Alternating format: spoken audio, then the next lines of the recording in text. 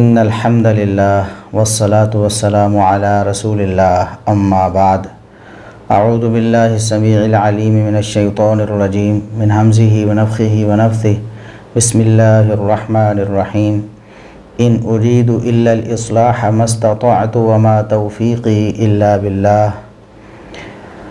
محترم ناظرین اور معزز سامعین، اصلاح میڈیا کے پلیٹ فارم سے ہم آپ کے سامنے ایک دفعہ پھر حاضر ہیں۔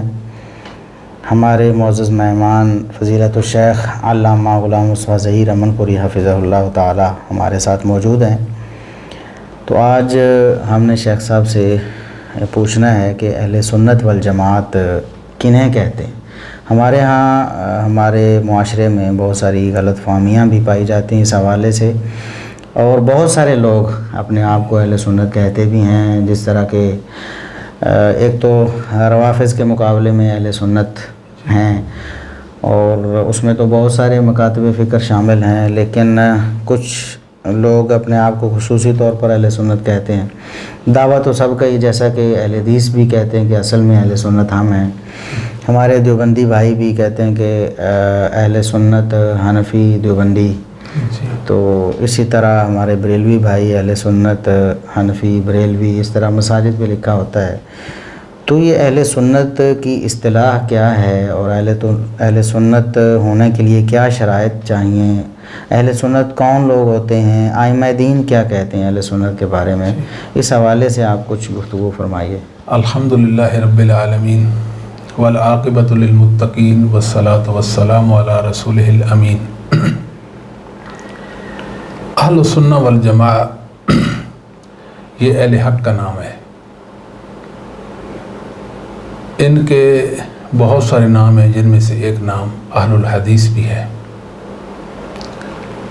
اہل الحدیث والآثار بھی ہے وغیرہ۔ ان کے مقابلے میں ایک گروہ پیدا ہوا تھا جسے اہل الرائے کہا جاتا تھا، محدثین اسے اہل الرائے کہتے تھے۔ ان کا ایک دوسرا نام اہل الکلام ہے، جنہیں ہم متکلمین کہتے ہیں، جو اپنی مرضی سے وحی کی تعبیریں پیش کرتے تھے، ان کو متکلمین کہا جاتا تھا۔ اہل سنہ، اہل کا معنی تو والے، صاحب، اور سنہ کا معنی اسلامی عقائد ہے۔ یہ خاص ایک لفظ ہے، ایک اصطلاح ہے، السنہ عقائد اسلامیہ، یعنی توحید، رسالت وغیرہ جو عقائد ہیں وہ۔ محدثین ائمہ دین نے اس موضوع پہ قلم بھی اٹھایا اور سنہ کے نام سے کتابیں بھی لکھی، جن میں امام ابن ابی عاصم ہے رحمہ اللہ، ان کی السنہ ہے، امام طبرانی رحمہ اللہ تعالیٰ کی السنہ، امام ابو داود رحمہ اللہ تعالیٰ کی السنہ ہے جو ان کی سنن میں مندرج ہے۔ جی صحیح۔ اسی طرح امام محمد بن نصر المروزی رحمہ اللہ تعالیٰ کی السنہ وغیرہ۔ ائمہ دین نے امام احمد ابن حنبل کے بیٹے ہیں عبداللہ ابن حنبل، عبداللہ ابن احمد بن حنبل، ان کی السنہ ہے۔ ان تمام کتابوں میں اہل سنہ کے عقائد ذکر کیے گئے ہیں کہ وہ اللہ رب العالمین کی صفات کے بارے میں، اسماء حسنہ کے بارے میں، اللہ کی توحید کے بارے میں، آخرت کے بارے میں، صحابہ کے بارے میں وغیرہ، ان کے عقائد تھے، ان کتابوں میں مندرج ہیں۔ اور محدثین نظام نے ویسے بھی الگ سے بھی اسلامی عقائد جو ہیں وہ درج کیے ہیں، جمع کیے ہیں۔ تو اہل السنہ کا معنی جو محدثین، ائمہ دین، ائمہ اسلام کے عقائد پر ہے، جو والجماعت کا معنی اجماع ہے، یعنی اہل السنہ والجماعت کے جو اجماع ہیں، جو ان کے اجماعی عقائد و اعمال ہیں، وہ ان کو بھی مانتا ہے۔ تو اہل السنہ والجماعت کا یہ معنی ہوا۔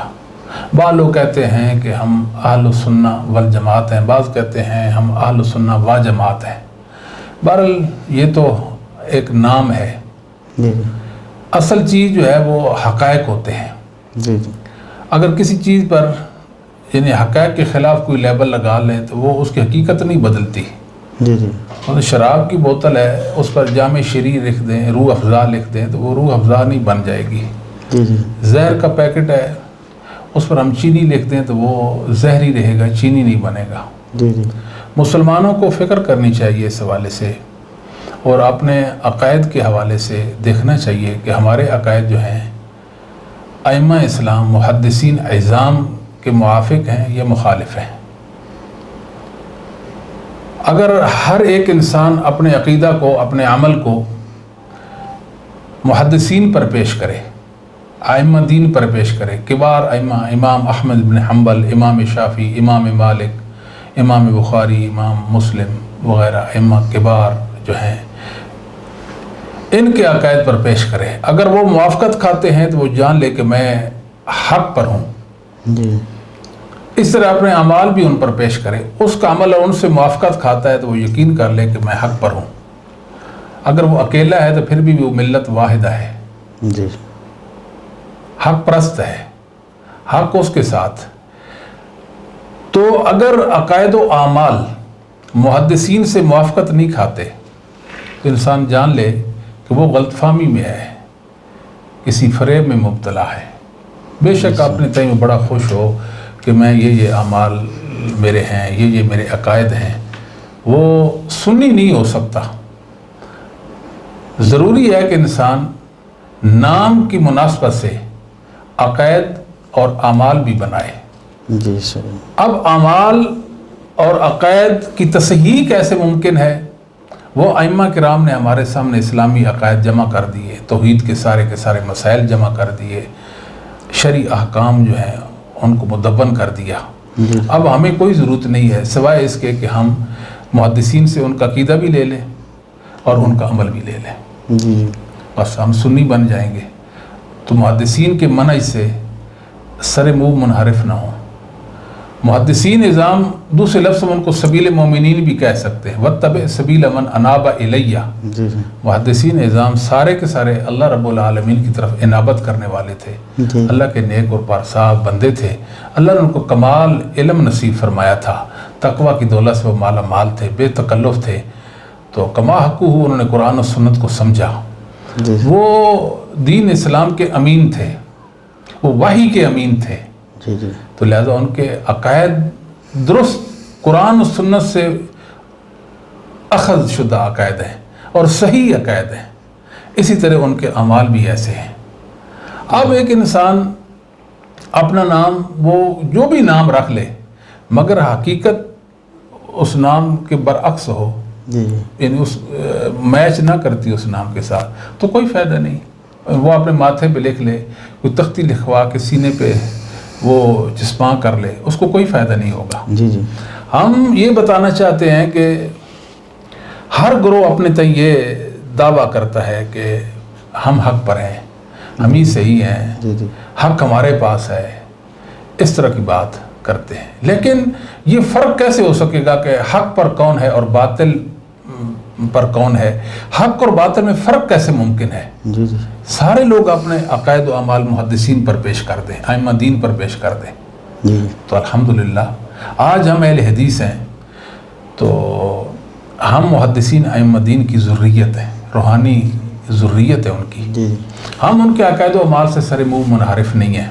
جی ہمارے جو عقائد ہیں، یعنی جو مسلک اہل حدیث ہے، اب جو ہمارے عقائد ہیں اس وقت ایک ایک عمل کو ائمہ دین پر پیش کیے جانا چاہیے۔ جی جی اگر ائمہ دین سے موافقت کھاتا ہے یا ان کے عقائد میں سے ہے جی جی تو پھر اس کو قبول کرنا ہوگا۔ جی اس طرح اعمال ہیں، سنن ہیں، عبادات ہیں، معاملات ہیں، وہ سارے کے سارے ہمارے جو معاملات و عبادات ہیں ان کو محدثین پر پیش کیا جائے۔ اگر ان کے موافق ہیں یا ان جیسے ہیں تو پھر ان کو قبول کرنا ہوگا۔ جی جی اللہ کے فضل و کرم سے اہل حدیث ہم اس زمین پر اللہ کی توفیق کے ساتھ محدثین کے وارث ہیں۔ بالکل۔ بعض لوگوں کا یہ خیال ہے کہ محدثین شاید بانجھ تھے، استغفر۔ مطلب ان کو ماننے والا اب دنیا میں کوئی بھی نہیں ہے جی۔ اہل حدیث کو کہتے ہیں یہ انگریز کی ذریت ہے، انگریز کی اولاد ہے جی، بعض لوگ تو یہاں تک بھی کہتے ہیں جی ہمیں وہ ہندوستان میں برصغیر پاک و ہند میں ایک مسجد دکھائی جائے جس مسجد میں 8 رکعت نماز تراویح ہوتی تھی. یعنی یہ کوئی لوگوں کو پریشان کرنے کے لیے اس طرح کی باتیں کی جاتی ہیں. جی جی. اس کا مطلب یہ ہے کہ اس دنیا میں محدثین کو ماننے والا کوئی بھی نہیں ہے. دوسرے لفظ میں اگر اہل حدیث کو ہمیں کوئی یہ کہہ دے کہ آپ انگریز کی اولاد ہیں، بھلی اولاد ہے جی انگریز کی، کہ جن کے عقائد و اعمال ائمہ اسلام محدثین کے عین مطابق ہیں. جی جی. وہ انگریز کی اولاد بھی ہو تو وہ پھر بھی اہل سنت والجماعت ہے. جی بالکل. اور اگر کوئی مطلب کتنا بھی اعلیٰ نسب والا ہے، مسلمان شروع سے چلا آ رہا ہے، اس کے عقائد و اعمال محدثین ائمہ دین صحابہ تابعین والے نہیں ہیں، جی جی، تو وہ اہل سنت نہیں ہے. جی بالکل. یہاں رو کر آپ صاحب ایک اور بات بھی ہم کرتے ہیں. جی. یہ بات اچھی طرح ہمارے ساتھیوں کو سمجھنی چاہیے، ہمارے بھائیوں کو اس بات پر توجہ دینی چاہیے کہ مسلک اہل حدیث کیا ہے. جی. مسلک اہل حدیث وہی ہے کہ دین وحی کا نام ہے. وحی 2 چیزوں کا نام ہے، ایک قرآن اور ایک حدیث ہے. جی جی. مگر قرآن و حدیث کے جو معنی اور مطالب ہیں، جو مفاہیم ہیں، جو قرآن و سنت کی تعبیریں ہیں، وہ کون متعین کرے گا؟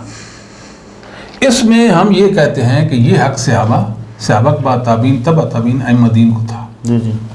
ہم ان کو پورا ان کا حق دے دیتے ہیں. جی جی. اور انہوں نے یہ اپنا فریضہ سر انجام دیا جی. اللہ کے فضل و کرم سے کہ قرآن و سنت کی تعبیریں امت کے سامنے پیش کی. جہاں قرآن و سنت کے الفاظ جی جی امت تک پہنچائے، ان کو ہر قسم کی تحریف سے بچایا. جی جی. اور جنہوں نے تحریف کی کوشش کی ان کے لیے وہ رکاوٹ بنے، ان کی روک ٹوک کی. جی جی. تو وہاں قرآن و سنت کی جو تعبیریں تھیں، جو مفاہیم تھے، جو معانی تھے، جو مطالب تھے، وہ بھی امت کے سامنے رکھے. جی جی. ان کی 2 ذمہ داریاں تھیں اور انہوں نے بجا طور پر دونوں ذمہ داریاں نبھائی ہیں. جی جی.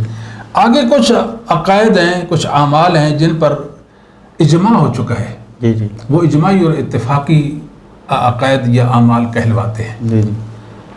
اب جس عقیدے پر اہل سنہ کا، محدثین کا اجماع ہو گیا ہے، ان کا جو اجماعی عقیدہ ہے، جی جی. اس عقیدے کے خلاف جو بھی انسان بات کرے گا وہ ملحد بن جائے گا. جی صحیح. اگر کوئی اہل حق میں سے، ائمہ اسلام میں سے، اہل علم میں سے اس اجماع کے خلاف بات کرتا ہے، یقیناً اس کو خبر نہیں ہے اس اجماع کے حوالے سے. جی. بے خبری میں اگر اس اجماع کے خلاف بات کر دیتا ہے تو وہ اس کی ایک علمی خطا ہے. جی جی.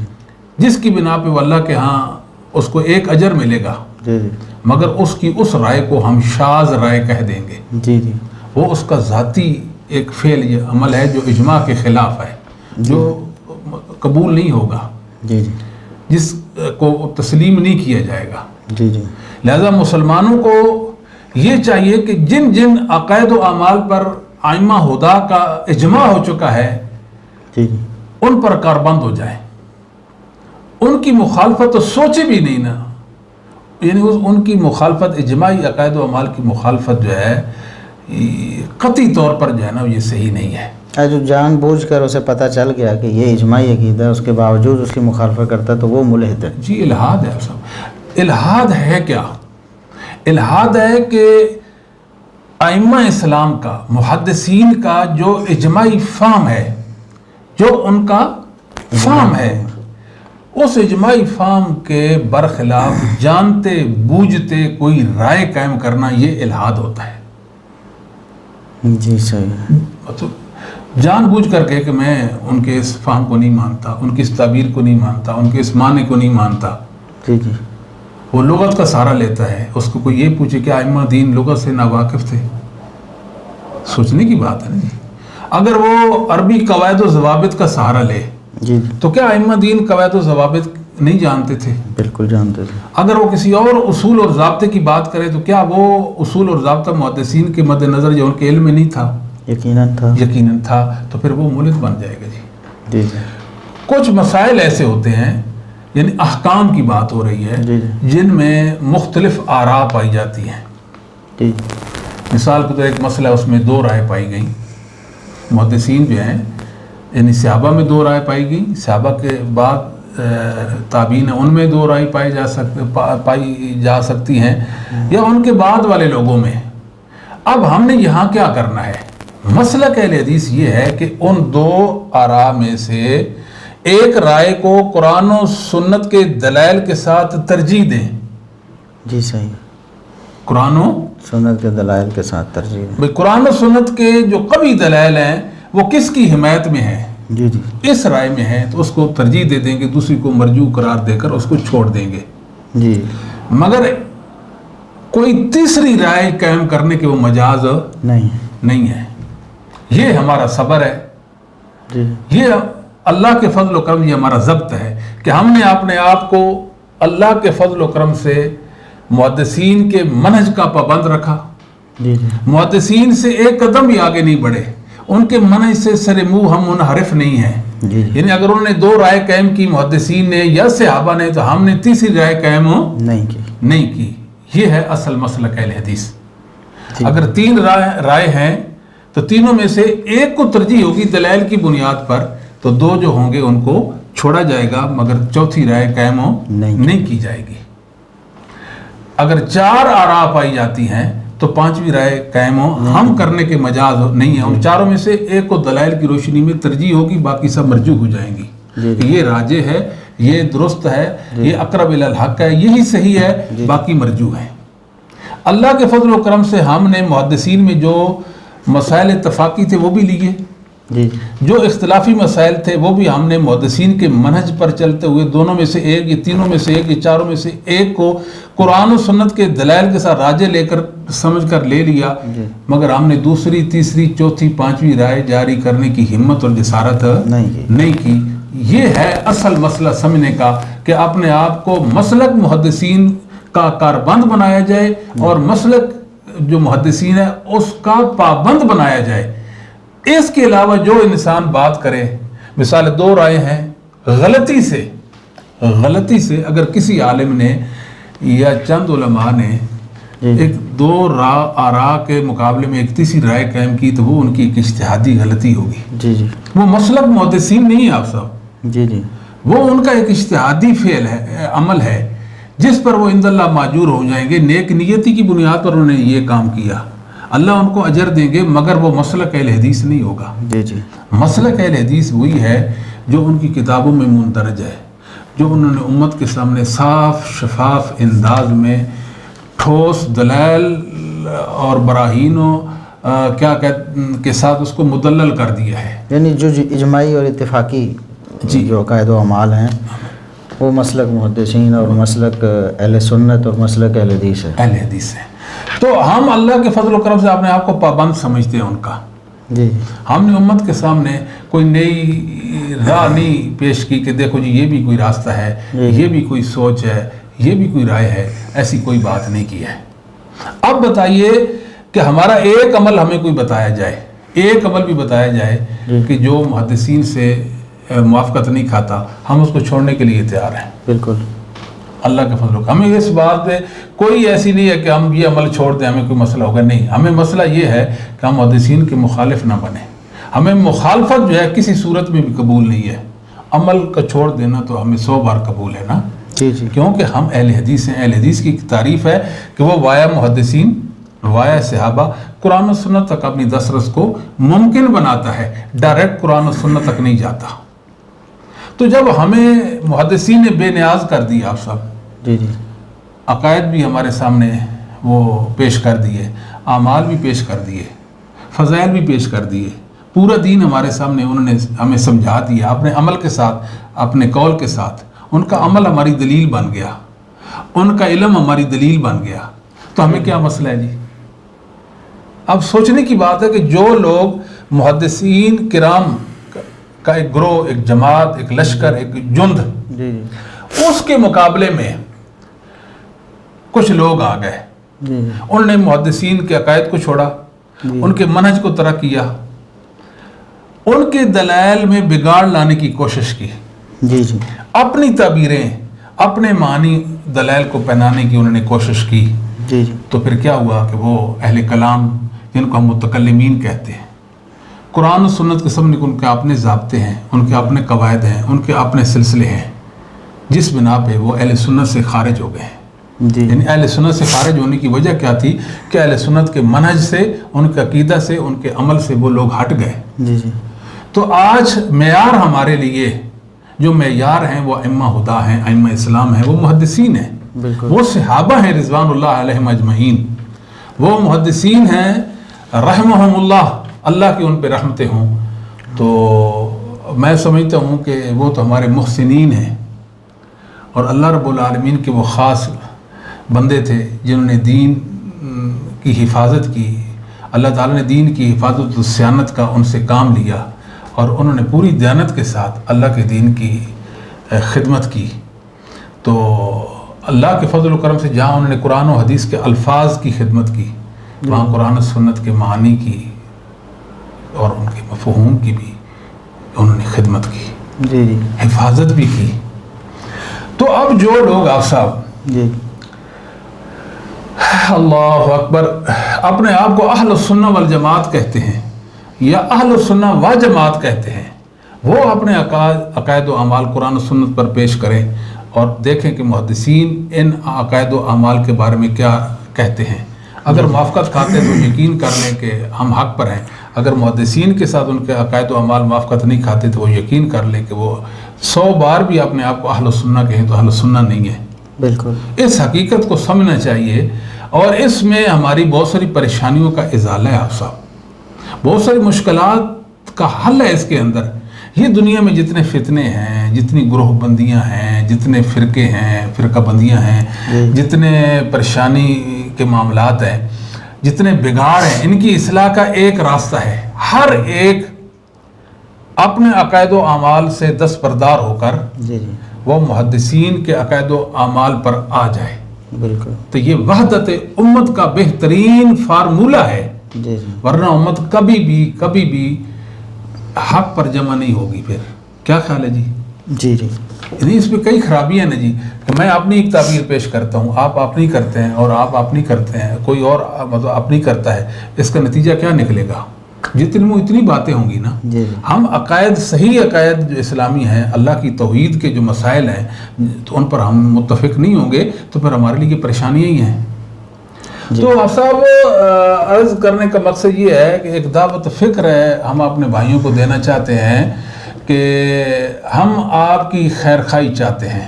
جی درد دل کے ساتھ آپ کو یہ نصیحت کرتے ہیں، علماء کو بھی اور عوام کو بھی، عوام الناس کو، اپنے بھائیوں کو، کہ آپ اپنے عقائد و اعمال کو ان کا جائزہ لیں. اگر محدثین کے موافق ہیں تو آپ یقین کر لیں کہ آپ حق پر ہیں. آنکھیں بند کر کے آپ کہہ سکتے ہیں کہ میں حق پر ہوں. اگر وہ عقائد ان سے موافقت نہیں کھاتے، وہ اعمال ان سے موافقت نہیں کھاتے، تو انسان حق پہ نہیں رہ سکتا. لیکن محدثین نے امت میں بڑے احسانات کیے، ان کے احسانات بھلا دیے ہم نے. ہم احسان فراموش لوگ ہیں. لیکن محدثین کا ایک علم تھا ہمارے سامنے، جی جی اس علم کے مقابلے میں ہم نے ایک لفظ، ایک نظریہ قائم کیا جسے تقلید کہتے ہیں. جی تقلید کی تعبیر بھی ہم نہیں سمجھ سکے اور امت کو صحیح سمجھا بھی نہیں سکے. بس اس لفظ پہ مر رہے ہیں. تقلید ضروری ہے، تقلید ضروری ہے، اس کے بغیر کوئی چارہ نہیں ہے. اچھا، پھر حیران ہوتے ہیں کہ تقلید کیا چیز ہے؟ کسی کی بات کو بغیر دلیل کے مان لینا، یہ تقلید. یہ کہاں تقلید ہے جی؟ آپ سب، یہ تقلید نہیں ہے. تقلید وہ ہے کہ جو حافظ ابن قیم رحمۃ اللہ نے اعلام الموقعین کے اندر اس کے لیے ایک بڑی شرح و بسط کے ساتھ لکھا ہے، اور اس کی تعریف یہ کی ہے، قبول قول ینافی الکتاب والسنہ. یعنی حافظ ابن قیم کی جو تعریف ہے اس کا لب لباب یہ ہے. حافظ عبد المنان نور پوری رحمہ اللہ یہ بیان کیا کرتے تھے، قبول قول ینافی الکتاب والسنہ. زبردست. یعنی ایک طرف اللہ اور اس کے رسول کا حکم ہے، ایک طرف وحی ہے، ایک طرف قرآن و حدیث ہے. ان کے مقابلے میں ایک امتی کی بات کو دین کا درجہ دے دینا، جی جی اور امتی کی بات پر وحی کو ٹھکرا دینا، یہ تقلید ہے.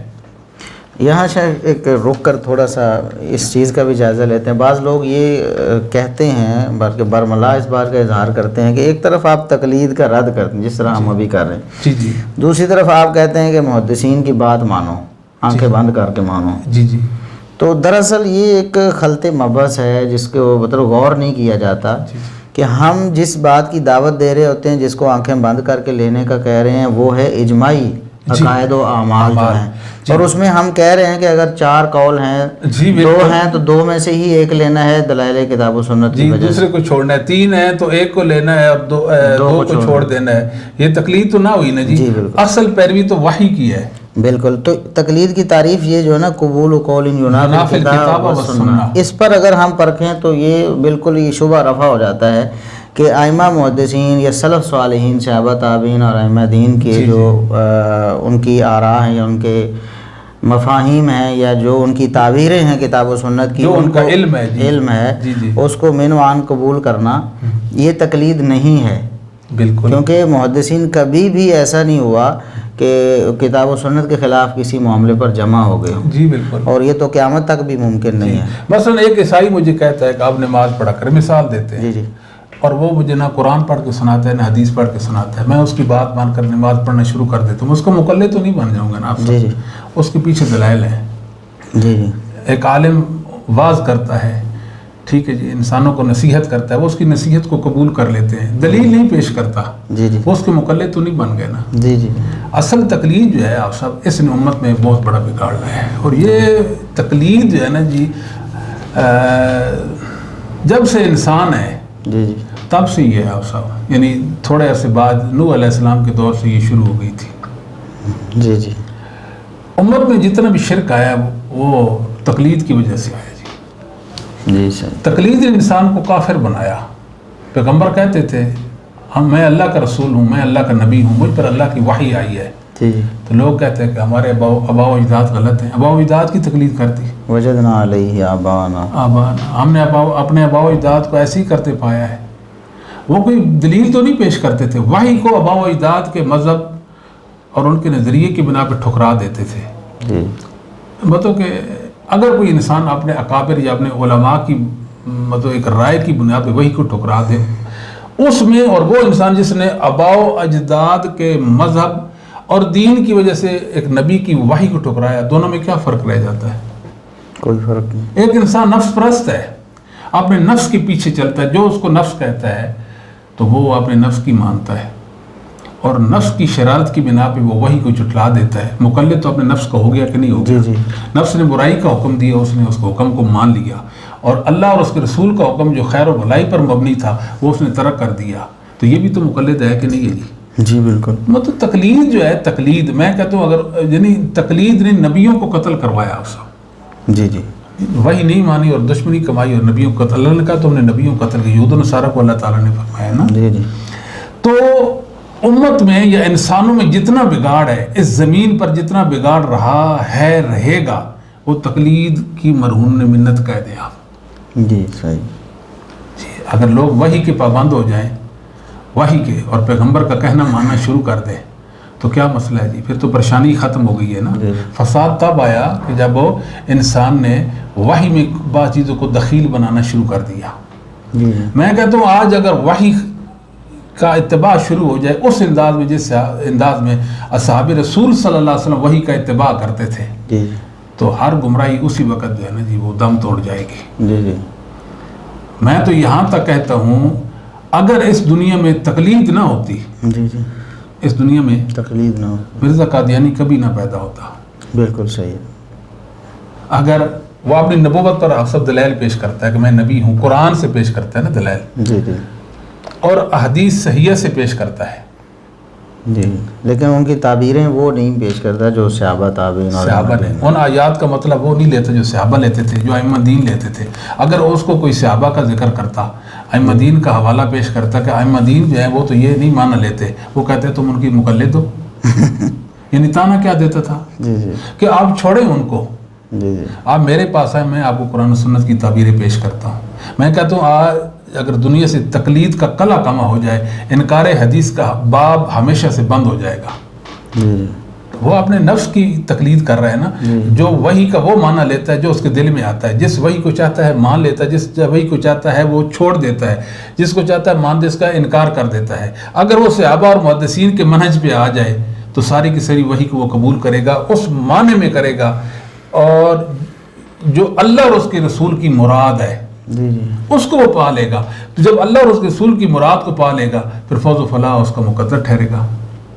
اصل تو مسئلہ اللہ اور اس کے رسول کی مراد کو پانا. محدثین صحابہ اللہ اور اس کے رسول کی مرادوں کو جانتے تھے. ہم ہیں زہر پرست، الفاظ کو لیتے ہیں. جب سے ہم نے الفاظ کو لینا شروع کی ہیلوں کا دروازہ کھل گیا اور انسان جب بدعمالیوں کی طرف جانا شروع ہو گیا. اب آپ سے سوچنے کی بات یہ ہے کہ بعض ہمارے بھائی تقلید پر بہت زور دیتے ہیں. امت میں، اس امت کے اندر اگر تقلید آئی ہے تو یہ روافظ کی وجہ سے آئی ہے سب سے پہلے. اچھا. ہاں، اصحاب محمد صلی اللہ علیہ وسلم سے بغض جو ہے یہ تقلید کی پیداوار ہے. جی صحیح. اگر روافظ نے قرآن کا انکار کیا اور حدیثوں کا انکار کیا تقلید کی بنا پہ کیا جی. اگر وہ وحی کو مانے اس طرح سے صحابہ منواتے تھے، وہ صحابہ کوئی جو نہیں مانتا تو وہ وحی کو کیسے مانے گا؟ صحابہ کو مانے گا تو وحی کو مانے گا نا جی. تو وہ صحابہ کو نہیں مانتے، محدثین ائمہ دین کو نہیں مانتے. انہوں نے کیا کیا؟ تقلید عام کی. بھئی یہ ہمارے ائمہ ہیں. چھوٹی موٹی تقلید. ائمہ سے کیا لینا دینا ان کو؟ جی جی ائمہ کو کیا لینا دینا؟ وہ مثال کے طور پر یہ ہمارے ائمہ ہیں جی، ٹھیک ہے جی، ہم ان کے مقلد، ہم ان کی تقلید کرتے ہیں. پورے دین کو جھٹلا دیا، ایک بڑی حقیقت کا انکار کر دیا، اپنے نفسوں پہ ظلم ڈھایا، انسانوں پر بھی ظلم کیا. یہ تقلید کا ایک نتیجہ نکلا ہے.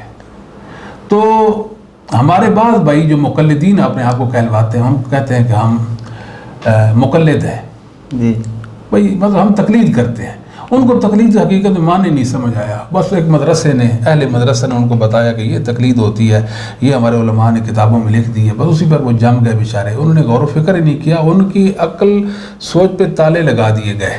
جی ٹھیک ہے جی. یعنی حقائق کو سمجھنے سے ہمیشہ قاصر رہے. ان کو پتہ نہیں تقلید کیا ہوتی ہے.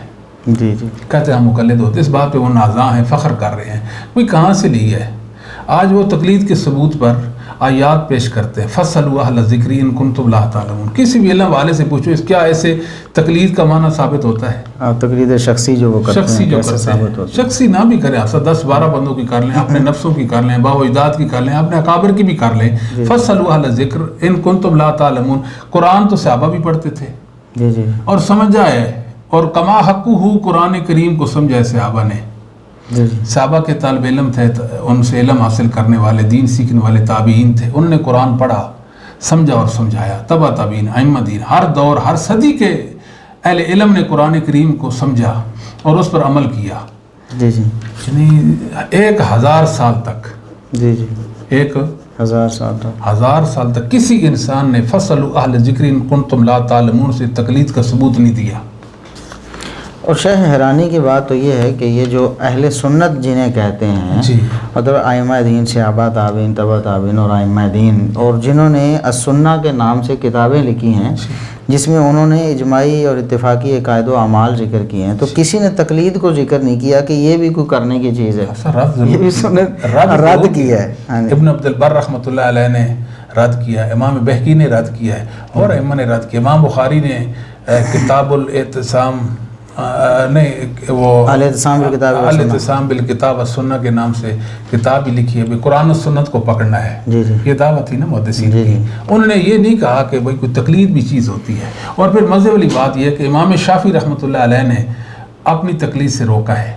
امام احمد ابن حنبل سے بات سند صحیح ثابت ہے. انہوں نے کہا میری تقلید نہیں کرنی، بھائی میری تقلید نہیں کرنی، مطلب بغیر دلیل کے یا جو میری غلطی ہے اس کی پیروی نہیں کرنی. یعنی ان ائمہ نے جو تقلید سے روکا ہے وہ بھی اور معنی کہ آپ سب تقلید ہے. جی جی بات سمجھ آئیے جی. یعنی جس عمل میں غلط ہوں اسے میری پیروی نہیں کرنی، یہ معنی ہے اس تقلید کا. ائمہ نے اس سے روکا ہے جی. یعنی جو کتاب و سنت کے خلاف، وہی بات قبول قول ینافی الکتاب و سنت. بس سننا بھی انسان ہونے کے ناطے سے جہاں ہماری غلطی ہے اور وہ واضح ہے وہی سے، جی جی تو آپ نے وہی کو چھوڑ کر ہماری اس غلطی کو نہیں لینا. ائمہ تو یہ کہتے رہے. امام مالک رحمۃ اللہ علیہ نے تقلید سے روکا ہے. باسند صحیح متواتر سندوں کے ساتھ ائمہ ثلاثہ سے تقلید کا روکنا یہ ثابت ہے. اور جو چوتھے امام ہیں ان کے احناف کی کتابوں میں لکھا ہوا کہ انہوں نے بھی روکا ہے. اذا صح الحدیث فهو مذہب، اس طرح کی بات ہے. حالانکہ یہ بے سند بے سروپا باتیں ہیں، ان کی کوئی حقیقت نہیں ہے. کہنے کا مقصد افسر تقلید اتنی مفید تھی اور امت کے لیے ضروری تھی. جی اور پھر ائمہ نے اسے روکا کیوں؟ جی جی مسئلہ تو یہ ہے، لیکن امام شافعی روک رہے ہیں کہ میری تقلید نہیں کرنی، لوگ دھڑا دھڑ ان کے مقلد بنے جا رہے ہیں۔ جی جی تو امام شافعی کی اول مخالف تو وہ بنے جنہوں نے امام شافعی کا کہنا ہی نہیں مانا، پہلا کہنا نہیں مانا کہ ہماری تقلید نہیں کرنی، انہوں نے اور کیا ماننا ہے جی۔ بالکل۔ پھر اگلی بات یہ ہے کہ جو ہمارے یہ بھائی بات کرتے ہیں تقلید کے حوالے سے کہ ہم مطلب کہ فلاں فلاں امام کے مقلد ہیں، مقلدین کوئی بھی ہو، آپ صاحب کوئی بھی مقلد ہونا جی، وہ بیچارہ بڑی پریشانی والا ہوتا ہے جی، اس میں مطلب پریشانی ہوتی ہے جی۔ اب مثال کے طور پر ہمارے حنفی بھائی ہیں، وہ تقلید پر بڑی شدت کے ساتھ مطلب کرتے ہیں بات اور زور دیتے ہیں کہ تقلید ضروری ہے، اس سے مطلب وحدت امت کا مسئلہ جو ہے نا جی وہ حل ہوتا ہے۔ اب ایمان کا مسئلہ لے لے جی، مسئلہ ایمان اصل ہے نا جی جی۔ ایمان کے مسئلہ میں 3 گروہ ہیں احناف میں جی، تقلید کے باوجود۔ اب دیکھیں تقلید کے فوائد ظاہر ہو رہے ہیں نا جی۔ امام ابو حنیفہ رحمہ اللہ تعالیٰ سے بعض سند سے ہی یہ بات ثابت ہے۔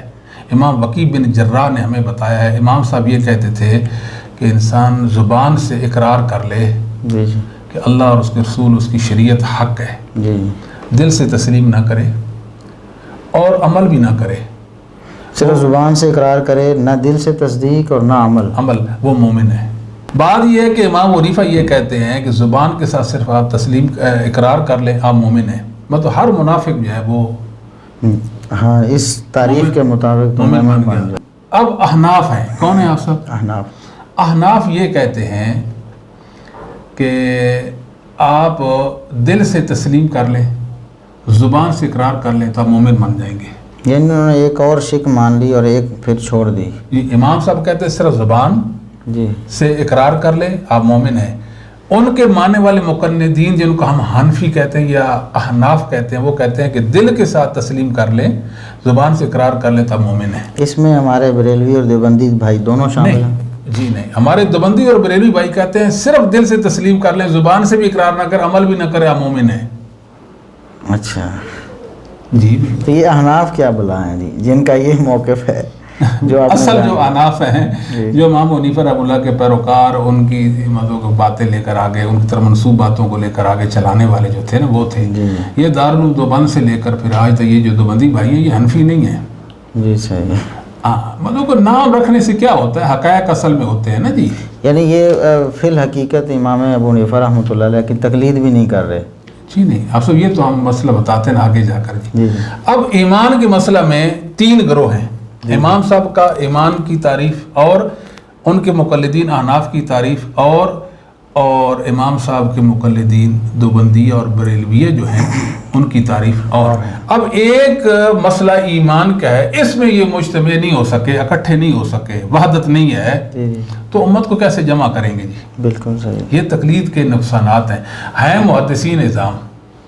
آپ 2 محدثین کا اختلاف بتائیں اور اہل حدیث کو دیکھ لیں جی، مطلب یہ محدثین کو ماننے والے ہیں، تقلید نہیں کرتے، اس کے باوجود بھی عقیدے میں کسی ایک مسئلے میں بھی آپ محدثین ائمہ دین کی کتابیں دیکھیں، ان کے عقائد کی کتابیں پڑھیں، وہ کہتے ہیں الایمان یزید و ینقص۔ جی جی ٹھیک ہے جی، زبان کے ساتھ اقرار کرنا، دل سے تسلیم کرنا اور اعضاء و جوارح سے عمل کرنے کا نام ایمان ہے۔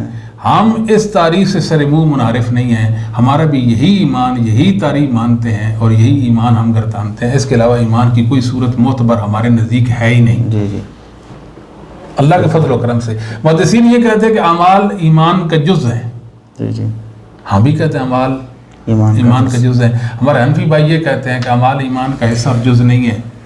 اب یہاں ایک اور بات ہے، المحند المفند کے اندر لکھا ہوا ہے کہ ہم عقیدے میں ابو الحسن الاشعری، ان کا نام تھا علی بن اسماعیل، جی یہ غالباً 324 میں، اختلاف ہے 324 میں فوت ہوتے ہیں، بعد میں 329 ان کی ذکر کی ہے، یعنی امام حنیفہ کے تقریباً 150 پونے 200 سال بعد یہ پیدا ہوتے ہیں، یہ فوت ہو رہے ہیں۔ سوری، عقائد میں ہم ابو الحسن الاشعری اور ابو منصور ماتوریدی، محمد بن محمود ابو منصور الماتوریدی جو 333 میں فوت ہوتے ہیں، ہم ان 2 انسانوں کے مقلد ہیں، اور فروع میں ہم امام اعظم ابو حنیفہ کے مقلد ہیں۔ یعنی جو فروع کے امام ہیں وہ امام اعظم ہیں، اور جو اصول اور عقیدے کے امام ہیں وہ اعظم نہیں ہیں. وہ اعظم نہیں ہے. اور پھر ایک اور بات ہے آپ صاحب، یہاں سوچنے کی بات ہے کہ ابو منصور ماتریدی کے عقائد کو مان کر انسان ماتریدیہ بن جاتا ہے، یہ بات ٹھیک ہے نا جی؟ جی جو ماتریدی ہے وہ سنی نہیں ہو سکتا. جس کے عقائد وہ ہیں جب ابو منصور ماتریدی کے ہیں وہ سنی نہیں ہو سکتا. کیونکہ ابو منصور ماتریدی کے عقائد جو ہیں محدثین کے عقائد سے برخلاف ہیں. محدثین جن عقائد و اعمال پر اجماع کر چکے ہیں وہ ان میں ان کے برخلاف ایک منفرد عقیدہ رکھتا ہے. جی. اور آگے بات ہے ابو الحسن اشری رحمۃ اللہ علیہ کی. جی. ان کی زندگی کے 3 دور ہیں. جی. وہ کلابیہ سے بھی رہے ہیں، جی جی وہ معتزلہ کے ساتھ بھی رہے ہیں، ان کے مناظر رہے اور 40 سال تک ان کے ساتھ گزارے ہیں. اللہ. آخر میں اللہ نے ان کو ہدایت دی، وہ اہل سنت کے مسلک مذہب پر آ گئے تھے، اور انہوں نے الابانہ عن اصول الدیانہ کے نام سے کتاب لکھی، مقالات اسلامیین کے نام سے کتاب لکھی، اور سنی عقائد اہل السنہ والجماعت کے جو متفق عقائد ہیں ان کا اس میں ثبوت انہوں نے پیش کیا اور ذکر کیا ان کو. اب سوچے ابو منصور ماتریدی کو بھی لے لیا. جی. ان کے پرانے ابو الحسن اشعری رحمۃ اللہ علیہ. جی جی وہ ماتریدی بن گئے. اور ابو الحسن الاشعری رحمہ اللہ تعالیٰ کی زندگی کے 3 ادوار تھے. ایک دور جو اعتزال والا معتزلہ والا دور تھا وہ لے لیا، ان کی زندگی کا جو آخری حق والا اور اہل سنہ والا جو دور تھا وہ چھوڑ دیا اور اشعری بن گئے. ایک انسان کہے میں ماتریدی ہوں عقیدے میں، اس کو اہل السنہ والجماعت کہلوانے کا کوئی حق نہیں ہے. بالکل. جو کہتا ہے میں اشعری ہوں، یعنی امام میں ابو الحسن اشعری کا وہ عقیدہ مانتا ہوں جو ان کے معتزلہ کے دور کا تھا، میں اس عقیدے کو مان کر نام اشعری ہے میں معتزلی ہوں، تو وہ اہل السنہ والجماعت سے کیسے ہے جی؟ بالکل، یہ تو سوچنے کی بات ہے. اور فروعات میں ہم امام صاحب کے ساتھی ہیں. ہاں جی، امام صاحب رحمۃ اللہ علیہ کہتے ہیں کہ اصل میں جو ہوتے ہیں نا جی اسپیشلسٹ ہوتے ہیں. ہاں جی، کوئی ڈاکٹر صاحب کوئی آئی اسپیشلسٹ ہے، اچھا جی کوئی فلاں ہے، کوئی فلاں ہے فلاں. ہمارے امام صاحب فقہ کے اسپیشلسٹ تھے. ٹھیک ہے جی، ان کے نام پر ہم نے یہ فقہی مذہب بنا لیے. باقی عقیدہ ایک اور بات بھی ایسا کرتے ہیں، کہتے ہیں عقائد میں بعض علماء نے لکھا ہے کہ عقائد میں تقلید نہیں ہوتی، تقلید ہوتی نہیں، اور دوسری طرف اس تقلید بیچاری کو فرض قرار دیتے ہیں. ہاں جی، تو عقائد میں تو بالاولیٰ فرض ہونی چاہیے، پھر ہونے چاہیے، وہ تو افرض الفرائض ہونے افرض جی. اور دوسری بات یہ ہے آپ صاحب، یہ کہتے ہیں کہ تقلید ہم ان مسائل میں کرتے ہیں جو منصوص علیہ مسائل نہیں ہیں، جن پر نص ہے ان میں تقلید نہیں ہے، ان میں ہم غیر مقلد ہیں. اب تو پھر غیر مقلد ہونے کا تانا کیوں؟ جی.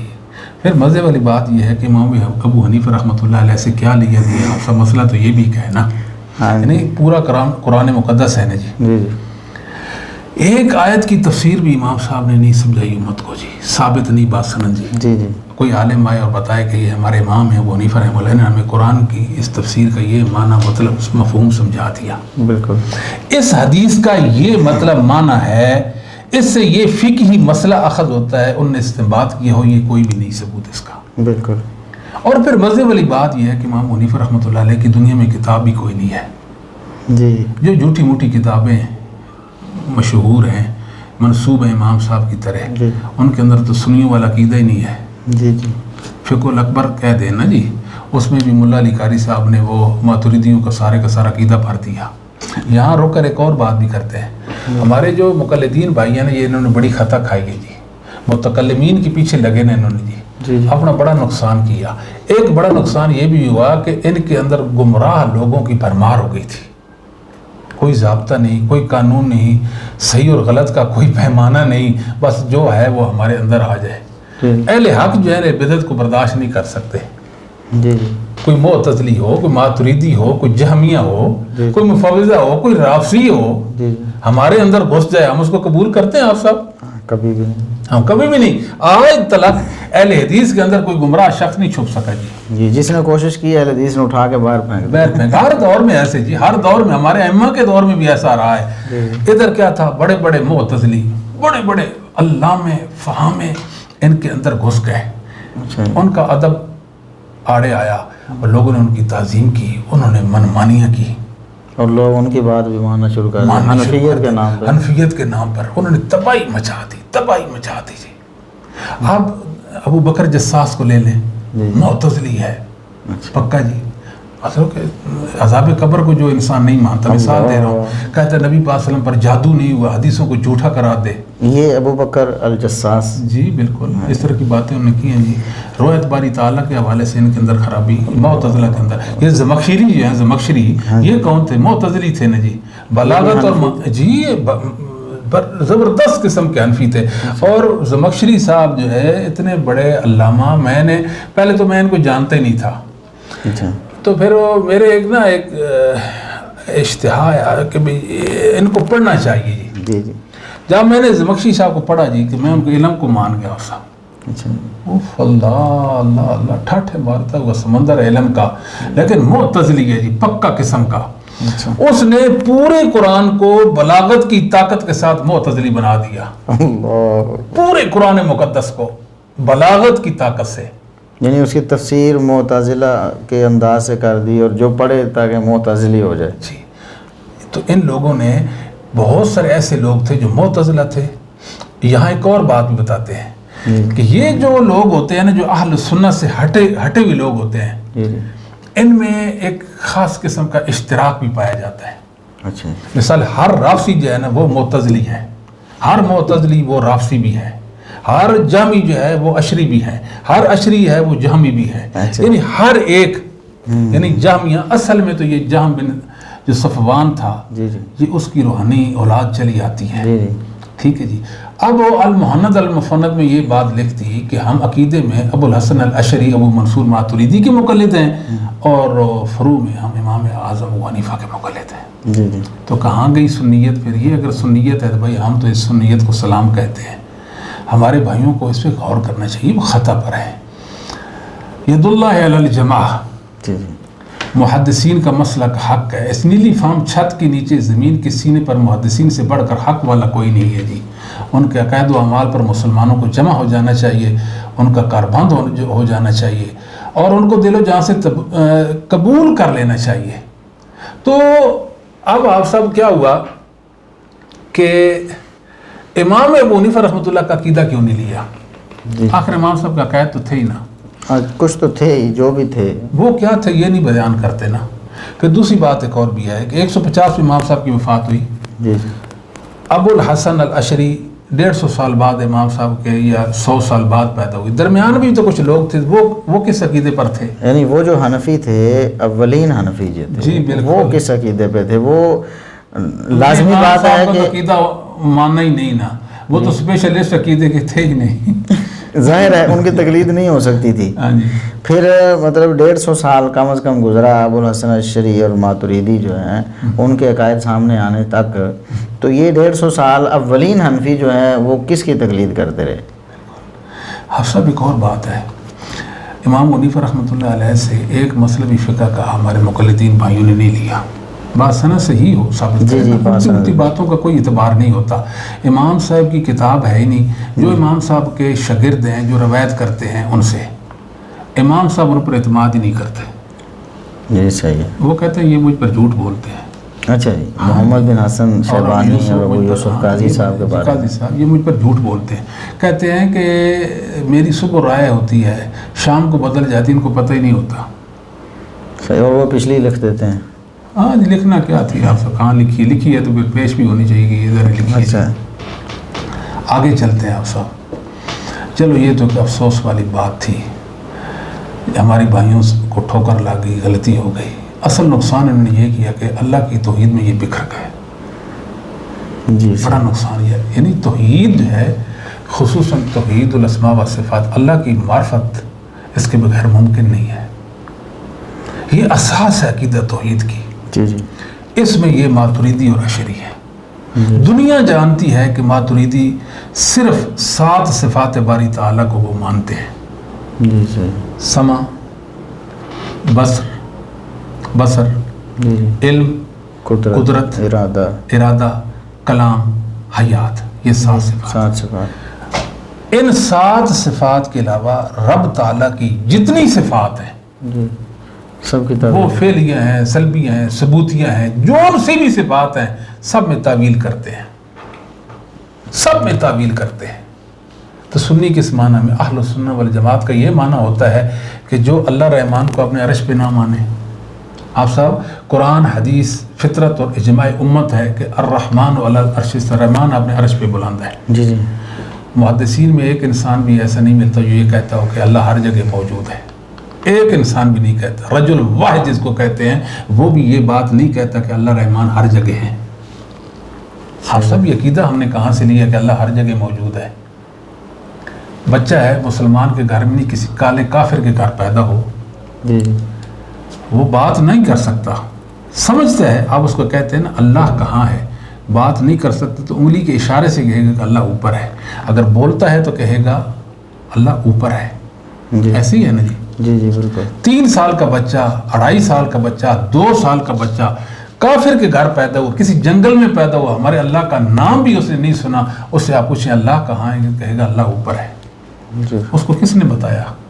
یہ فطرت کا عقیدہ ہے. لاکھوں کروڑوں اربوں خربوں بچے یہ کہتے ہیں اللہ اوپر ہے، اللہ اوپر ہے، اللہ اوپر ہے. کل مولود یولد علی الفطرہ فابواہ یحودانہ او ینصرانہ او یمجسانہ. ہر بچہ فطرت اسلام پر، اللہ کی توحید پر پیدا ہوتا ہے.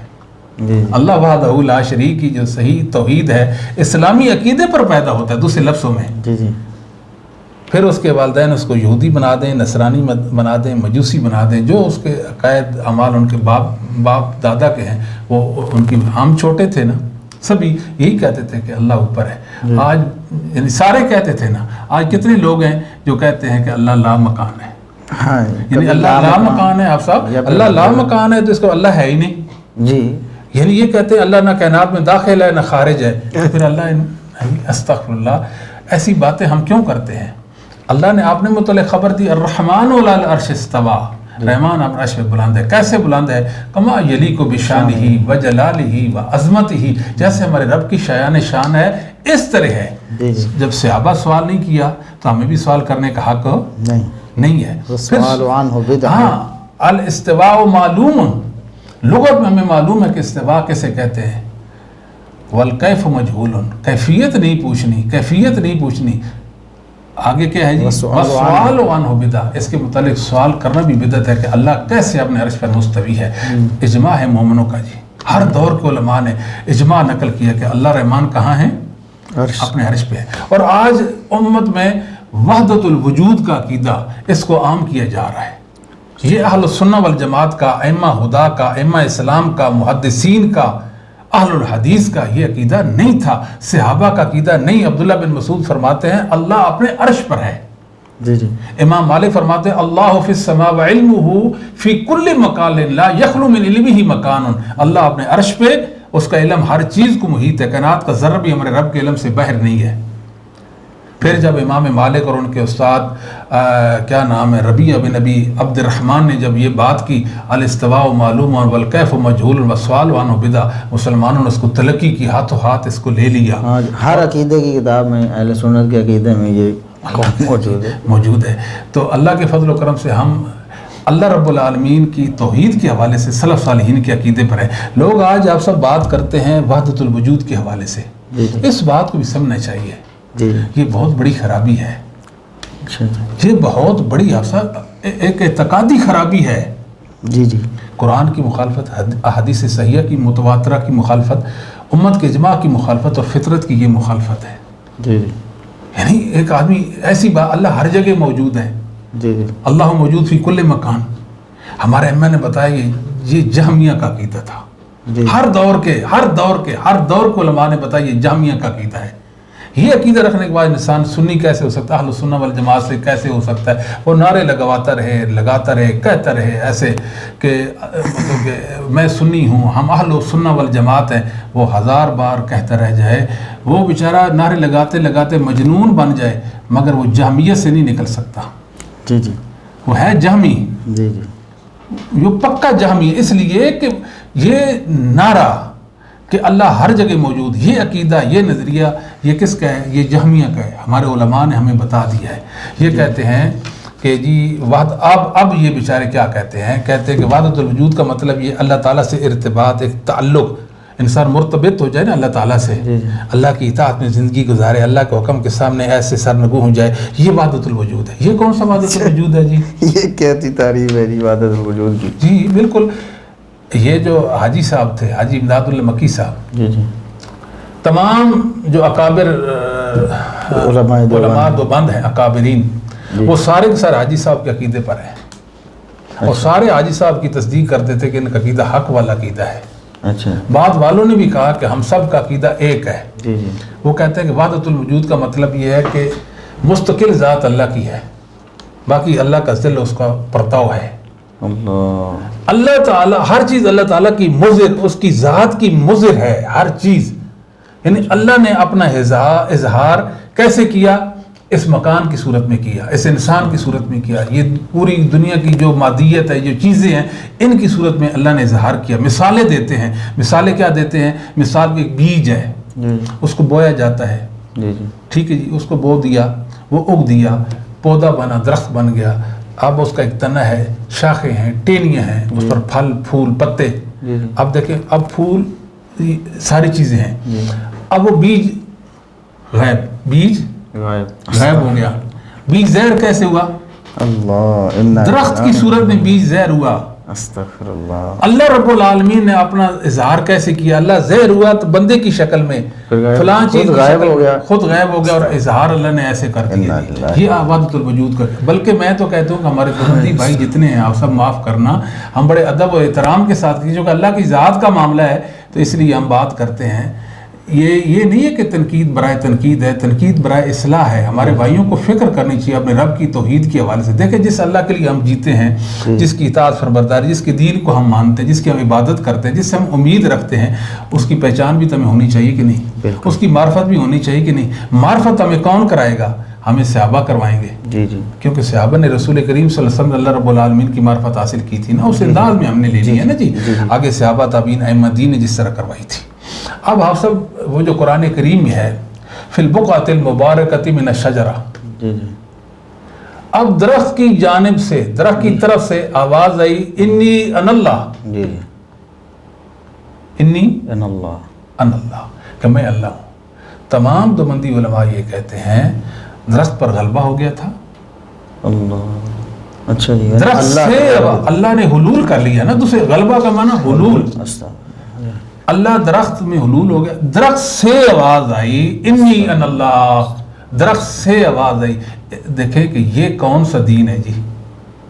قرآن کی کتنی بڑی تعریف اور عقیدہ اسلامی کی کتنی بڑی خرابی ہے یہ جی۔ یہ کہتے ہیں کہ ہم حلول کو نہیں، حلول کیوں نہیں مانتے؟ پھر اس پر ایک اور دلیل قائم کی ہے، کس حوالے سے؟ یہ حسین بن منصور الحلاج کے حوالے سے۔ اچھا، اس کے بارے میں یہ کہ وہ کہتے تھے ان الحق، گمراہ تھا نا، صوفی تھا، کہتے تھا ان الحق۔ بالاتفاق علماء نے اس کو کفر پر مہر ثبت کی اور پھر اس کو قتل کر دیا گیا اسی جرم میں، وہ حلولی تھا۔ وہ کہتے ہیں حق کی خاطر سولی چڑھ گیا، سولی چڑھ گیا حق کی۔ اب یہ کہتے ہیں کہ دیکھیں، اگر درخت پر غلبہ ہو، وہاں سے انی ان اللہ کی آواز آئے تو کیا حرج؟ کوئی مسئلہ نہیں۔ تو حسین بن منصور الحلاج میں بھی غلبہ ہو گیا تھا اور اس سے آواز آئی ان الحق، یعنی اللہ اس میں حلول کر گئے اور اللہ بولا ان الحق۔ پھر ایک اور بات بھی آپ سب کہتے ہیں، یہ قرآن کریم ہے نا، معتزلہ وہ یہ کہتے ہیں، یا ہمارے حنفی بھائی جو ان کے کبار علماء تھے نا، وہ یہ کہتے تھے کہ یہ قرآن اللہ تعالیٰ کا کلام حقیقی نہیں ہے۔ یہ جو الفاظ قرآن کریم کے، ان کو اللہ نے تلفظ نہیں کیا، صوت و حروف کے ساتھ اللہ نے قرآن کو تلفظ نہیں کیا، یہ کہتے تھے۔ اللہ، اس پر لمبی لمبی باتیں ہوئی، آپ سب لمبی لمبی باتیں ہوئی اس پر۔ وہ کہتے تھے کہ یہ الفاظ جبرائیل کے ہیں، یہ نبی کریم صلی اللہ علیہ وسلم کے ہیں۔ استغفر اللہ۔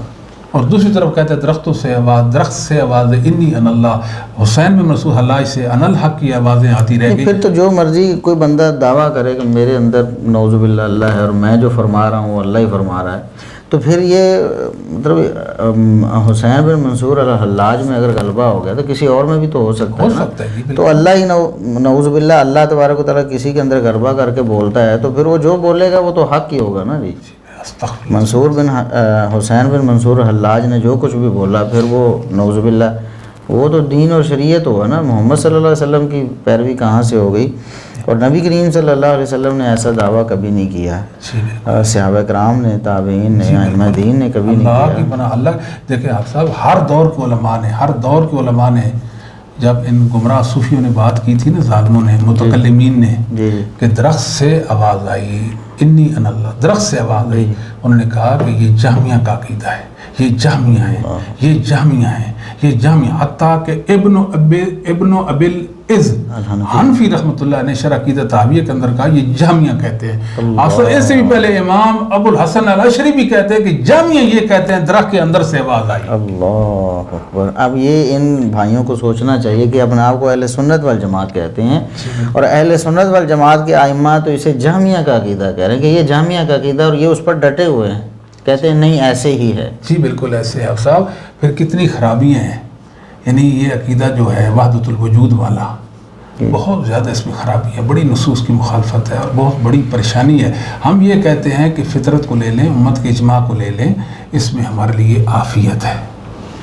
اس کے علاوہ آپ صاحب اب نزول باری تعالیٰ، اگر اللہ کا استواء علی العرش ہم نہیں مانتے، استواء علی العرش کا عقیدہ نہیں ہے ہمارا، پھر نزول باری تعالیٰ کا عقیدہ بھی ہمارا نہیں ہے۔ جی جی یقیناً نہیں، وہ تو کہتے ہیں نزول و امر ہی۔ جی اللہ کا حکم نازل ہوتا ہے، اللہ اپنا حکم نازل کرتا ہے، یہ اللہ اپنا فرشتہ بھیجتا ہے، یہ اللہ رحمت کرتا ہے۔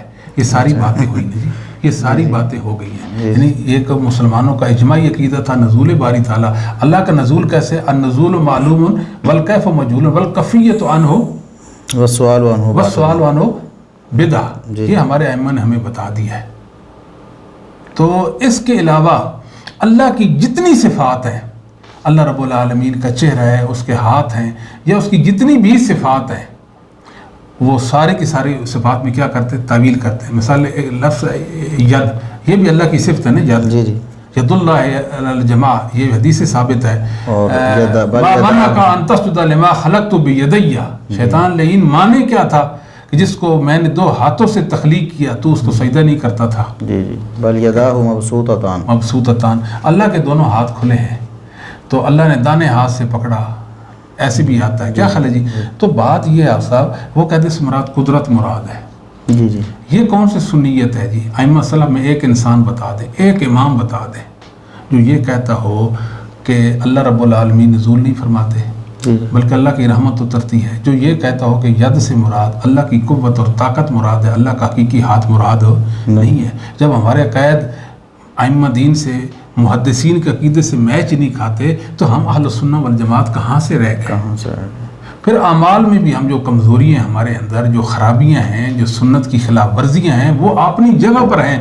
ہم تو عقائد کی آپ سب بات کر رہے ہیں، عقائد کس قدر جو ہے نا وہ کمزور ہے۔ تو یہ درد دل کی باتیں آپ سب اس لیے ہم کر رہے ہیں کہ محض دعووں سے کچھ نہیں بنے گا، جذبات جو ہیں وہ کام نہیں آتے، آپ صاحب حقائق ہوتے ہیں، کیا خیال ہے جی؟ عقائد ہوتے ہیں، ان پہ ہمیں نظر کرنی چاہیے۔ جیسے زور دیتے رہ جائیں کہ یہ ہمارے بڑے ہیں، یہ ہمارے بڑے ہیں، یہ ہیں، یہ ہیں، ٹھیک ہے، بڑے تو ہوتے ہیں، ہر ایک ہوتے ہیں، لیکن بڑوں کا یہ دیکھیں کہ عقیدہ کیسا تھا۔ بات تو یہ ہے نا، ان کو عقائد پر ہماری نظر ہی نہ ہو۔ اور وہ پھر ایک اور بات آپ صاحب، یہ جو متکلمین تھے نا، متکلمین یہ ظالمین تھے۔ انہوں نے محدثین کے مسلک، محدثین کے مذہب، محدثین کی فقہ، محدثین کی سندوں کے مقابلے میں سندیں گڑی، ان کے مذہب کے مقابلے میں مذہب گڑا، اور ان کی فقہ کے مقابلے میں فقہ گڑی، ان کے اصولوں کے مقابلے میں اپنے اصول گڑے۔ محدثین نے اصول اس لیے بنائے تھے کہ شریعت کی تائید ہو، اور انہوں نے اصول اس لیے بنائے تھے تاکہ شریعت کا رد کریں۔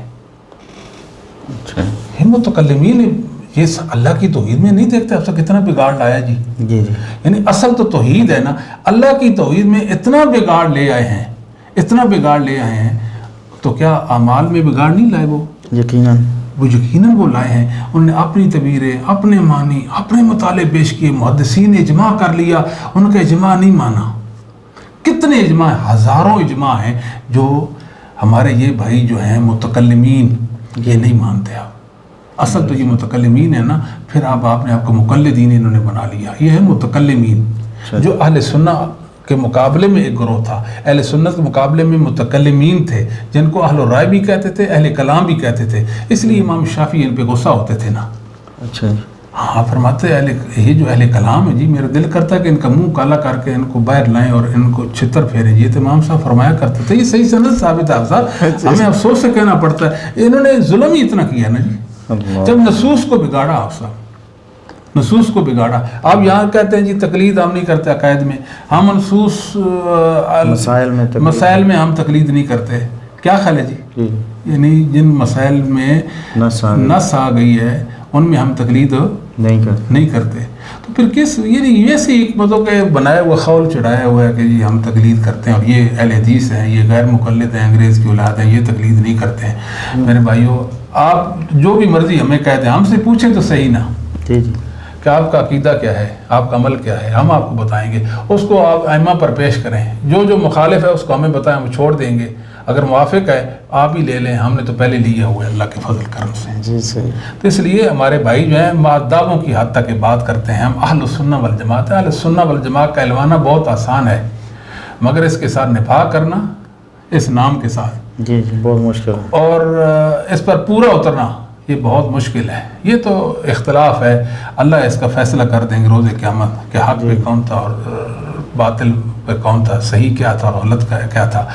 आज हमारे साथ वही है, हमारे पास अल्लाह का दीन है, सच्चा दीन है, तो हमें चाहिए कि हम अल्लाह के दीन की पैरवी करें उस तर्ज पे, उस तरीके, उस मनहज पे जिस तरह सहाबा ताबीन तबा ताबीन आइम्मा दीन जो है ना वो करते थे।